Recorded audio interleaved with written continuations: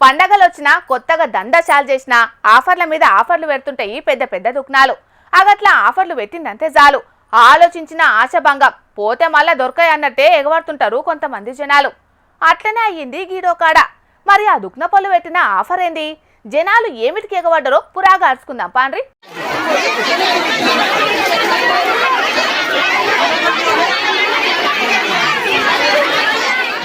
వాయమ్మనే మా తక్కువ లేరు కదా మంది, ఉసుకే పోతే రాలనంత మంది వచ్చిండ్రు కదా ఆ దుకాణానికి.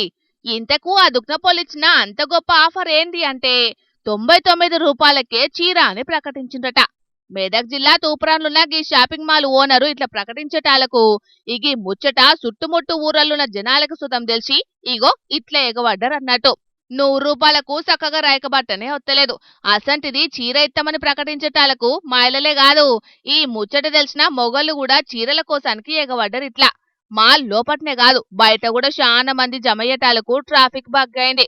దీంతోని పోలీసులు కూడా రంగంలోకి దిగాల్సిన పరిస్థితి మోపైంది అక్కడ. అయినా ఆ మాల్ నడిపేటోళ్ళది కూడా ఏం పద్ధతి అన్నట్టు. మంది బగ్గా వస్తున్నారనేది తెలిసినప్పుడు గేట్ కా నుంచి ఒకటే పారి గంతమందిని లోపలికి పంపించకుండా తేపకు కొంతమందిని పంపిస్తే అయిపోయేది. అట్లా చేయకపోయేటాలకు మందిని కంట్రోల్ చేయలేని పరిస్థితి వచ్చింది. కానీ పోలీసులు రాకుంటే మాత్రం జనాలంతా ఒకటే పారి ఎవరికి నచ్చినయాలు అందుకపోదురో ఏం పాడో పోన్రి. దుక్నాలు ఫేమస్ కావాలనని, స్టాక్ మొత్తం క్లియర్ కావాలనని ఒక్కో పారి దుక్న పొలి ఇసొంటి ఆఫర్లు పెడుతుంటారు. ఇక జనాలు కూడా దొరికిందే సందని ఇట్లా ఎగవడి కొనుక్కుంటారు.